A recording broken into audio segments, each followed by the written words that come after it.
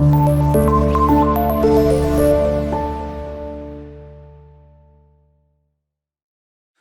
वालेकुम dear student, this is Qasim Majid, your physics teacher. उम्मीद है कि आप सब खैरियत से होंगे। स्टूडेंट, आज हमारा चैप्टर 1 का लास्ट टॉपिक है जो कि डायमेंशन एनालिसिस है। आज हमने फिज़िकल क्वांटिटीज़ की डायमेंशंस लिखना सीखनी है और ये भी सीखेंगे कि डायमेंशंस है क्या और ये हमें कैसे हेल्प करती हैं डिफरेंट प्रोसेस के लिए, जो कि यहाँ पे हमने मेंशंस की हुई हैं कि अगर आपने किसी भी फिज़िकल इक्वेशंस की आपने करेक्टनेस चेक करनी हो तो वो भी हम इससे चेक कर सकते हैं क्या है ये आपके पास जो भी इक्वेशन है ये करेक्ट है या नहीं। उसके बाद हम किसी भी फिज़िकल क्वांटिटी का फार्मूला इससे ड्राइव कर सकते हैं इसको यूज़ करके। फिर हम इसकी कुछ लिमिटेशंस हैं वो भी इस टॉपिक में स्टडी करेंगे। तो सबसे पहले हम डिफ़ाइन करते हैं कि डायमेंशंस है क्या। स्टूडेंट, आपने डिफरेंट फिज़िकल क्वांटिटीज़ को डील किया। फर्स्ट लेक्चर में हमने कहा कि फ़िज़िकल क्वांटिटीज़ की दो टाइप्स हैं जिसको आपने बेस और डिराइव में डिवाइड किया। स्टूडेंट, जो बेस क्वांटिटीज़ हैं उसमें आपने 7 को करेक्टराइज़ किया कि ये 7 फंडामेंटल क्वांटिटीज़ हैं। अब उन 7 क्वांटिटीज़ को हमने मोस्टली क्या करना है कि जितनी भी फिज़िकल क्वांटिटीज़ हमारे पास हैं उनको हमने एक्सप्रेस करना है कुछ फेमिलियर प्रॉपर्टीज़ की बेस पे, ठीक है। और इसमें अगर हम इसको डिफ़ाइन करें तो आप कहेंगे किसी भी फिज़िकल क्वांटिटी को, चाहे वो बेस है या डिराइव है, आप क्या करेंगे, describe by certain familiar properties such as, जिसमें लेंथ है, मैस है, टाइम है। ये ऐसी फिजिकल क्वांटिटी है जिनके साथ हम मोस्टली फेमिलियर होते हैं, जिसको हम यूज़ करते हैं ज़्यादा, ठीक है। और टेम्परेचर, दीज मेजरेबल प्रॉपर्टीज और कॉल्ड डायमेंशंस। तो ये जो हम मेजरेबल इनकी क्वांटिटीज़ हैं इनको हम क्या नाम देंगे, डायमेंशंस का नाम देंगे, ठीक है। और फिर डायमेंशंस में हम किस चीज़ को डील करते हैं, तो डायमेंशंस सिर्फ हम क्वालिटेटिव नेचर को डील करेंगे, किसी भी फिजिकल क्वांटिटी की क्वालिटेटिव नेचर को डील करेंगे, क्वांटिटेटिव नेचर को डील नहीं करेंगे। कैसे, जैसे आप लेंथ के लिए बात करते हैं तो लेंथ में डायमीटर भी आ जाता है, वॉल्यूम भी आ जाता है, ठीक है। उसके बाद आपके पास जो है ना वो विड्थ है, डेप्थ है किसी भी चीज़ की, तो ये सारे को हम क्या कहेंगे, ये सारे के लिए लेंथ ही यूज़ करेंगे जो कि मीटर में ही मेजर की जाती हैं। तो मीटर्स के अकॉर्डिंग हम इसकी डायमेंशंस एल यूज़ करेंगे, ठीक है। तो इन सबको उम्मीद है कि आपको पता चला हुआ है क्वालिटेटिव नेचर क्या होती है। तो सिर्फ क्वालिटेटिव नेचर लिखनी है, मतलब लेंथ, विड्थ, डेप्थ और इसी तरह से जितनी भी आपके पास ये क्वांटिटीज़ हैं इन सबको हम एक से ही जो है ना वो लिखेंगे, डिनोट करेंगे, जो कि आपके पास लेंथ है। और इसको हम लिखने का तरीका क्या होता है बेटे, हमने कोई भी फिजिकल क्वांटिटीज़ है उसके यूनिट को उसका जो सिंबल है जिससे हम डिनोट कर रहे हैं उसको आप स्क्वायर ब्रैकेट्स में लिख देंगे। जैसे मैंने यहाँ पे कुछ एग्जांपल लिखी हैं। एल किस लिए यूज़ होगा, लेंथ के लिए, और ये सारे कैपिटल लेटर में हम लिखेंगे। किस में लिखना है, कैपिटल लेटर में और स्क्वायर ब्रैकेट्स में, ठीक है। आपने लेंथ के लिए कैपिटल एल यूज़ किया और उसके स्क्वायर ब्रैकेट लगा दी, तो ये लेंथ के लिए। मैस के लिए कैपिटल एम यूज़ करते हैं हम, ठीक है। टाइम के लिए कैपिटल टी यूज़ करते हैं। उसके बाद इलेक्ट्रिक करंट के लिए कैपिटल ए यूज़ करते हैं, ठीक है। और लास्ट वन ये जो हमने थीटा मेंशन किया है ये आपके पास टेम्परेचर के लिए, ठीक है, टेम्परेचर को। तो मोस्टली ये 5 बेसिक हम जो है ना यूज़ करते हैं क्योंकि ये हमारी मेजरमेंट्स में ज़्यादा यही यूज़ होती है, ठीक है, डेली लाइफ में अगर आप डील करते हैं तो। आप उम्मीद है कि आपको पता चला होगा ये डायमेंशंस क्या हैं और इसको हम लिखते कैसे हैं। अब बेटे हमने डिफरेंट फिजिकल क्वांटिटीज़ की डायमेंशंस लिखनी है, ठीक है। ये तो जनरल आपने कुछ की लिख ली, कुछ इसके अलावा भी हैं, जैसे ड्राइव क्वांटिटी में स्पीड आ जाता है, एक्सेलरेशन है, फोर्स है। इस तरह से 3 क्वांटिटीज़ को हम डील कर रहे हैं यहाँ पे, और इन तीनों की डायमेंशंस आपको मैं फाइंड करके बताऊँगा। स्टूडेंट, अगर आप स्पीड की बात करें तो आप कहते हैं स्पीड क्या होता है, distance covered by an object in a unit time. तो इसमें speed over distance over time है। अब डिस्टेंस क्या है, लेंथ, ठीक है, और टी यहाँ पे क्या है, टाइम। तो लेंथ के लिए हम क्या डायमेंशन यूज़ करते हैं, कैपिटल एल, और टाइम के लिए क्या यूज़ करते हैं, कैपिटल टी। तो इस फार्मूले को मैं यूँ भी लिख सकता हूँ, एल ओवर टी। अब इसको अगर आप फर्दर सिंप्लीफाई करेंगे तो आप यूँ लिख लेंगे एल, यहाँ पे मैं सारे स्टेप मेंशन कर रहा हूँ, और टी को अगर आप ऊपर लेके जाएंगे फ्रैक्शन में तो ये -1 हो जाएगा। इन दोनों को आप एक में भी लिख सकते हैं, एल टी -1। तो बेटे ये डायमेंशंस लिखी जाएंगी किसके लिए, स्पीड के लिए। तो एल टी -1 किसकी डायमेंशन आ गई, स्पीड की। तो एल यहाँ पे किसको स्टैंड कर रहा है, लेंथ को, और टी यहाँ पे किसको स्टैंड कर रहा है, टाइम को, ठीक है। तो ये आपने इसकी डायमेंशंस लिखना सीखी। अब बेटे हम एक्सेलरेशन की डायमेंशंस लिखते हैं। एक्सेलरेशन की डायमेंशन लिखने के लिए आप देखिएगा यहाँ पे आपके पास एक्सेलरेशन होता है change in speed over time. अब स्पीड की डायमेंशंस अभी हमने निकाली यहाँ पे एल टी माइनस वन और टाइम की टी, तो इसके लिए मैं डायरेक्ट यहाँ पे पुट कर रहा हूँ L T minus one speed की डायमेंशंस आ गई, ठीक है। और टाइम की डायमेंशंस क्या हैं आपके पास, जो कि टी ही है, वो आपने नीचे लिख दिया। अब स्टूडेंट आप इसको ऊपर ले जाएं तो ये क्या हो जाएगा एल टी माइनस वन, ये पहले, तो इसको आप ऊपर लेके जाएंगे तो ये भी क्या हो जाएगा टी माइनस वन। तो इसको अगर सिंप्लीफाई करते हैं एक ही स्क्वायर ब्रैकेट में आप लिख देंगे तो एल टी माइनस वन और माइनस वन कितना हो जाएगा माइनस टू। तो बेटे ये एक्सेलेरेशन की डायमेंशंस भी आपने फाइंड कर ली कि एल टी माइनस टू। अब हम फोर्स की डायमेंशंस की बात करते हैं कि फोर्स की डायमेंशन हम कैसे फाइंड कर सकते हैं। स्टूडेंट फोर्स आपके पास एफ इज इक्वल टू होता है एम ए। अब बेटे एम की डायमेंशंस तो कैपिटल एम है और ए की डायमेंशंस आपने अभी निकाली हैं एल टी माइनस टू। तो इन दोनों को अगर मैं कंबाइन करके लिख दूं तो एम की जगह पे आप क्या लिख देंगे कैपिटल एम, ठीक है। एम की जगह पे हम क्या लिख देंगे कैपिटल एम, और इसी तरह से ए की जगह पे आप क्या लिख देंगे, ए की प्लेस पे एल टी माइनस टू। तो बेटे फोर्स की जो डायमेंशंस हैं फाइनल, अगर मैं यहाँ पे लिख दूँ फोर्स की जो हमने फाइनल डायमेंशंस बनाई हैं वो क्या आ जाएंगी, एफ इज इक्वल टू, इसको जिसकी डायमेंशन लिख रहे हैं उसको भी स्क्वायर ब्रैकेट में लिखेंगे, और ये आपके पास है M L T minus two. तो बेटे ये फोर्स की डायमेंशंस आ गई, ये मेरे पास एक्सेलेरेशन की डायमेंशंस हैं, और एल टी माइनस वन ये आपके पास क्या है स्पीड की डायमेंशन है, ये वेलोसिटी की आप डायमेंशंस कह सकते हैं। तो ये फिजिकल क्वांटिटीज़ की डिफरेंट फिजिकल क्वांटिटीज़ की डायमेंशंस मैंने उनके यूनिट से भी लिखना आपको सिखाई है। कैसे, जैसे बेटे स्पीड का यूनिट क्या होता है मीटर पर सेकंड, तो मीटर आपके पास लेंथ का यूनिट है तो इसकी जगह पे आपके पास एल आ जाएगा। पर सेकेंड है तो पर सेकेंड के लिए T minus one, second time का यूनिट है तो यूनिट से क्या आ जाएगा एस माइनस वन है तो टी माइनस वन, ठीक है, टाइम की डायमेंशन टी माइनस। इसी तरह से मीटर पर स्क्वायर सेकेंड, तो मीटर की जगह पे एल और स्क्वायर सेकंड पे टी माइनस टू। तो इस तरह से आप यूनिट से भी डायरेक्ट आप इनको लिख सकते हैं, क्योंकि ये एमसीक्यूज़ के हवाले से भी, शॉर्ट क्वेश्चन के हवाले से भी आपका इंपॉर्टेंट टॉपिक है, और इसके रिलेटेड आपको न्यूमेरिकल में लॉन्ग भी आ सकता है, ठीक है। तो ये बेटे आपने सीखा कि डायमेंशंस होती क्या हैं, इसको रिप्रेजेंट कैसे करते हैं, और इसके डिफरेंट एग्जाम्पल की कैसे डिफरेंट फिजिकल क्वांटिटीज़ की डायमेंशंस लिखी जाती हैं, इसको हमने सीखा। स्टूडेंट सेकंड जो हमारा इसका पार्ट है वो है होमोजेनिटी ऑफ फिजिकल क्वांटिटीज़। अब इस डायमेंशन एनालिसिस की इंपॉर्टेंस हम डील कर रहे हैं कि इसके बेनिफिट्स क्या हैं।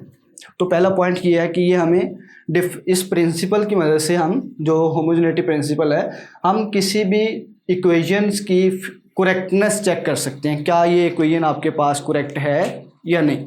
सपोज करें कि एक एग्जांपल लेते हैं हम कि कोई भी ऑब्जेक्ट है जो कि इनिशियली एट रेस्ट है, तो इसका मतलब उसकी इनिशियल वेलोसिटी क्या होगी स्टूडेंट, ज़ीरो, और वो डिस्टेंस एस कवर करता है, ठीक है, किसी टाइम टी में। आपके पास टाइम टी में वो क्या कर रहा है, डिस्टेंस एस कवर कर रहा है। ये हमने कुछ जो आपके पास बुक में यही एग्जांपल लिखी गई है, उसी की स्टेटमेंट मैंने यहाँ पे लिखी है, ठीक है। इनिशियल वेलोसिटी ज़ीरो है बेटे, तो यहाँ पे आप इसकी वैल्यू पुट कर दें। वी आई की वैल्यू अगर हम पुट करते हैं यहाँ पे, v i zero into t plus 1/2 a t square. तो स्टूडेंट ये फैक्टर आपका ज़ीरो हो जाएगा, तो s is equal to 1/2 a t square. अब ये वो इक्वेशन बन गई है जिसको हमने चेक करना है कि क्या ये डायमेंशनली करेक्ट है या नहीं। बेटे डायमेंशनली करेक्ट होने का मतलब ये है कि राइट साइड की डायमेंशन लेफ्ट साइड की डायमेंशन की अगर इक्वल आ जाती हैं दोनों साइडों में, तो हम क्या कहेंगे, ये इक्वेशन आपके पास डायमेंशनली करेक्ट है। अब स्टूडेंट मैं इसके डायमेंशंस लिखता हूँ। अगर इस साइड की मैं डायमेंशन लिखना चाहूँ तो एस आपके पास क्या है, डिस्टेंस है, तो डिस्टेंस के लिए मैंने क्या डायमेंशन बताई आपको, लेंथ, तो इसको आप स्क्वायर ब्रैकेट में क्या लिख देंगे, एल। तो स्टूडेंट एक साइड की डायमेंशन मेरे पास आ गई। अब आपने एक इंपॉर्टेंट पॉइंट याद रखना है कि कांस्टेंट नंबर हो कोई भी, जैसे 1/2 है, कांस्टेंट वैल्यू है, constant have no dimensions, constant have no dimensions, ठीक है। इसको आप डायमेंशन एनालिसिस में डील नहीं करेंगे, कांस्टेंट की कोई भी डायमेंशंस नहीं होती, इसका मतलब 1/2 की कोई डायमेंशन नहीं होगी। अब स्टूडेंट ए की डायमेंशन अभी मैंने फाइंड किया जो कि है एल टी माइनस टू, तो क्या मैं इसकी जगह पे ए की जगह पुट कर सकता हूँ जी, तो ए की जगह पे आप पुट कर देंगे एल टी माइनस टू। ये बेटे ए की डायमेंशंस, मैंने एक्सेलेरेशन की डायमेंशन लिख दी। अब टाइम है तो टाइम की डायमेंशंस क्या होती है, कैपिटल टी और टी स्क्वायर है तो ऊपर भी स्क्वायर आ जाएगी। तो ये मैंने इसको रिप्लेस कर दिया इन फॉर्म ऑफ डायमेंशंस। अब स्टूडेंट ये दोनों मल्टीप्लाई हो रही हैं, इन दोनों को हम डील कर लेते हैं। लेंथ एज इट आ गया। अब t-2 बेस सेम है, पावर्स ऐड हो जाएंगी, ये -2 है, ये +2 है, ठीक है। और ये -2 +2 क्या होता है? 0। तो बेटे किसी भी नंबर की 0 पावर क्या होती है? 1। तो ये जो आपके पास t की पावर 0 है, इसको हम क्या लिखेंगे? 1 के इक्वल। तो अगर आप इसमें वैल्यू पुट कर दें तो ये सिर्फ l ही आपके पास रिमेनिंग बचेगा। और इस साइड पे भी क्या है बेटे? l। तो इसका मतलब आपने बेटे देखा कि इस इक्वेशन में जो हमने second equation of motion use की थी किसी भी ऑब्जेक्ट की मोशन को डिस्क्राइब करने के लिए, जो सेकंड इक्वेशन ऑफ मोशन है ये आपके पास, इसको हमने यूज़ किया। इसमें इनिशियल स्पीड हमने 0 पुट की क्योंकि ऑब्जेक्ट ने रेस्ट से अपनी मोशन स्टार्ट की थी। उसके बाद इक्वेशन में हमने सिंप्लीफाई किया, दोनों साइडों में डायमेंशंस पुट की, लेफ्ट साइड की डायमेंशन राइट साइड की डायमेंशन की इक्वल आ गई। इसका मतलब ये जो है आपके पास इक्वेशन है ये डायमेंशनली करेक्ट है, ठीक है। और ये जो प्रिंसिपल हमने यूज़ किया होमोजेनिटी ऑफ फिजिकल इक्वेशन, तो इस तरह से हमें दोनों साइडों की डायमेंशंस हम इक्वेट कर सकते हैं किसी भी इक्वेशन में। अब थर्ड इंपॉर्टेंट स्टेप है इसका कि डायमेंशंस हम यूज़ करते हैं to drive a possible formula of physical quantities. किसी भी फिजिकल क्वांटिटी का हमने अगर फार्मूला ड्राइव करना हो तो उसको ये भी हमें हेल्प करता है फाइंड करने के लिए, ठीक है। अब स्टूडेंट यहाँ पे देखें, मैं एक एग्जांपल ले रहा हूँ, बुक ने यही एग्जांपल डील की है। एग्जांपल में है कि आपने सेंट्रीपिटल फोर्स की बात करनी है और सेंट्रीपिटल फोर्स के लिए आपने उसका फार्मूला ड्राइव करना। अब स्टूडेंट सेंट्रीपिटल फोर्स का या किसी भी फिजिकल क्वांटिटीज़ का अगर आपने फार्मूला ड्राइव करना है तो आपको उसकी डिपेंडेंस का पता होना चाहिए कि अगर सेंट्रीपिटल फोर्स है या इस तरह से कोई भी और फिजिकल क्वांटिटी है तो ये किस किस पे डिपेंड कर रही है। जैसे स्पीड की हम बात करते हैं, ठीक है, तो स्पीड डिस्टेंस और टाइम पे डिपेंड कर रही है। ऐसे ही आपके पास जो है सेंट्रीपिटल फोर्स ये किन 3 फैक्टर्स पे डिपेंड कर रही है। तो 9th क्लास में स्टूडेंट आपने सेंट्रीपिटल फोर्स को स्टडी किया। सेंट्रीपिटल फोर्स में आपने कहा कि मैस, स्पीड और उस ऑब्जेक्ट के जो कि सर्कुलर पाथ में मूव कर रहा है उसके रेडियस के ऊपर डिपेंडेंस है इसकी। तो बेटे ये 3 फैक्टर्स आपने मल्टीप्लाई कर लेंगे, ठीक है। मतलब F इज डायरेक्टली प्रोपोर्शनल या प्रोपोर्शनलिटी का हम साइन लिखेंगे और ये तीनों फैक्टर यहाँ पे मल्टीप्लाई करके लिख देंगे। अभी हमें नहीं पता ये कांस्टेंट A, B और C, मैंने 3 कांस्टेंट यहाँ पे यूज़ किए हैं, इन तीनों की क्या वैल्यू, इन तीनों की वैल्यूज़ डिफाइन करेंगे हमारे पास सेंट्रीपिटल फोर्स का फार्मूला। अगर बेटे आपको पता हो याद हो कि सेंट्रीपिटल फोर्स का फार्मूला है क्या होता था, तो आप कहते हैं कि mv²/r। ये फार्मूला मैंने अब प्रूव करना है कि क्या डायमेंशन से मैं ये निकाल सकता हूँ फोर्स, सेंट्रीपिटल फोर्स का फार्मूला। तो बेटे इसीलिए मैंने ये तीनों फैक्टर्स m, v और r, मुझे इनकी पावर्स भी नहीं पता, ये डिवाइड हो रहे हैं ये भी नहीं पता, ठीक है।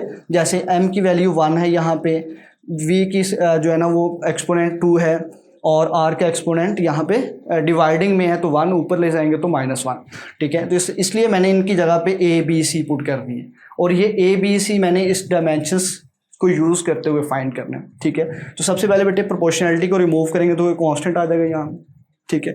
इस कांस्टेंट के बाद आपने यहाँ पे इसको इक्वेशन 1 कह देना।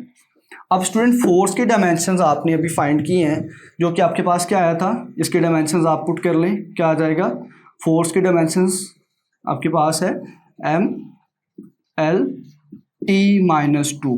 फोर्स के डायमेंशंस अभी हमने फाइंड किए हैं mL/t-2, ये मैंने लिखे हैं mL/t-2। तो ये मैंने डायमेंशंस फोर्स की जगह पे पुट कर दी, ओके। अब यहाँ पे आप इसको भी कांस्टेंट की बेटे डायमेंशंस नहीं होती, तो इसका मतलब है कि इस कांस्टेंट की भी डायमेंशंस नहीं है यहाँ पे, ठीक है। अब आपने क्या करना है कि इस a, b और c की वैल्यू फाइंड करनी। अब आप इसको लिख देंगे यहाँ पे m के लिए ये क्या है आपके पास, मैस है, m क्या है, मैस।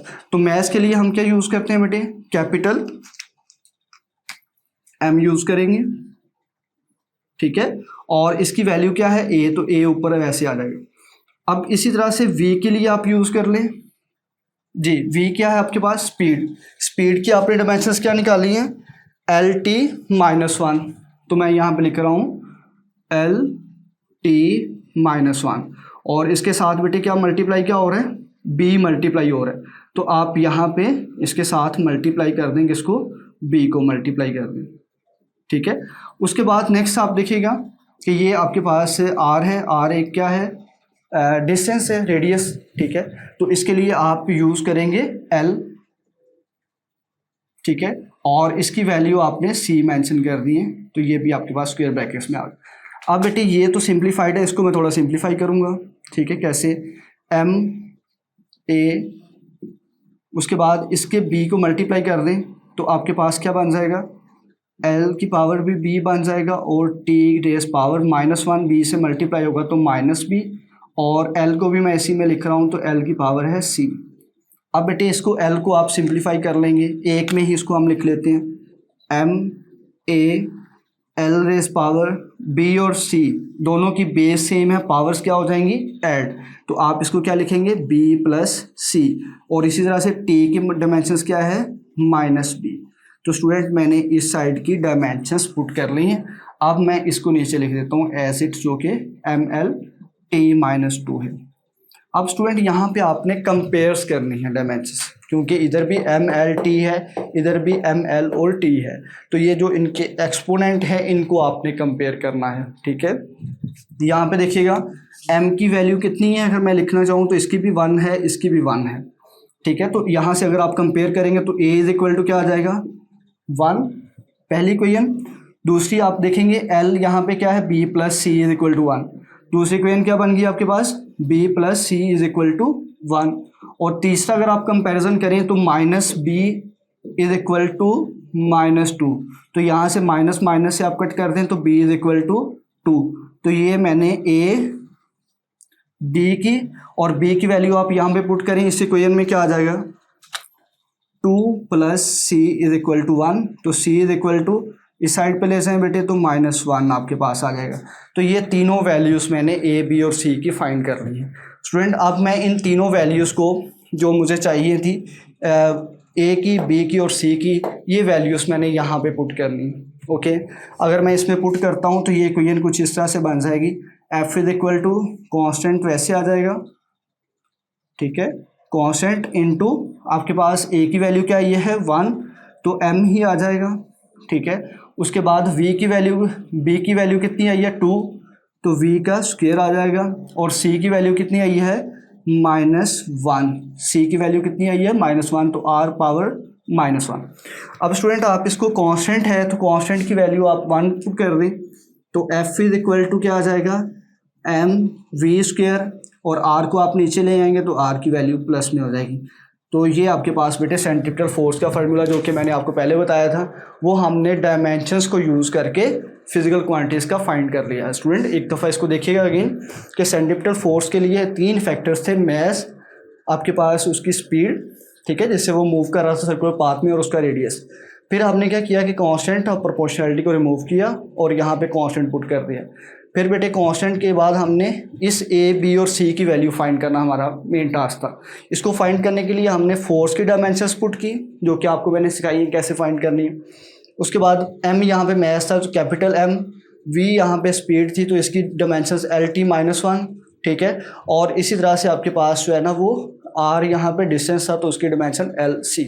अब इनको सिंप्लीफाई किया हमने, A की ब्रैकेट में लिख के मल्टीप्लाई कर दिया B को अंदर, और उसके बाद आपने ये दोनों बेस सेम थी तो पावर आपकी ऐड हो जाएंगी।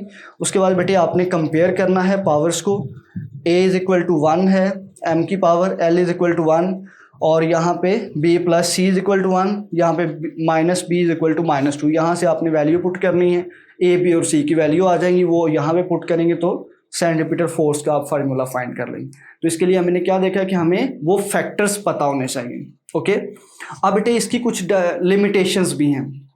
लिमिटेशंस क्या हैं कि अगर तो बेटे जैसे आपने ये होमोजेनिटी प्रिंसिपल यूज़ किया है तो इसमें अगर लेफ्ट साइड की राइट साइड की इक्वल डायमेंशन आ जाती है तो इसका मतलब ये है कि आपके पास ये ट्रू है। अगर डायमेंशंस इक्वल ना आए, ठीक है, राइट साइड की डायमेंशन लेफ्ट साइड के इक्वल ना आए, तो इसका मतलब ये इक्वेशन आपकी डायमेंशनली ट्रू नहीं है, फिर तो बात खत्म हो जाएगी। अगर कुछ आपके पास फिजिकल क्वांटिटीज ऐसी भी होंगी, कुछ इक्वेशन ऐसी भी होंगी जिनमें क्या होता है कि आपकी राइट साइड की लेफ्ट साइड की डायमेंशंस के इक्वल आ रही होती, लेकिन फिर भी आपके पास वो इक्वेशन डायमेंशनली करेक्ट नहीं होती, ठीक है। तो इसलिए हम जस्ट उनके बिटवीन ग्राफ प्लॉट करके या उन फिजिकल क्वांटिटीज़ की रिप्रेजेंटेशन कर सकते हैं। तो इसलिए आपने ये भी एक ख्याल रखना है कि हर वो ये प्रिंसिपल होमोजेनिटी का हम यूज़ करके डायमेंशंस को यूज़ करके 100% हम श्योर नहीं होते कि ये जो जिसकी डायमेंशंस राइट साइड की लेफ़्ट साइड के इक्वल आई है तो क्या ये इक्वेशन आपके पास 100% ट्रू है या नहीं।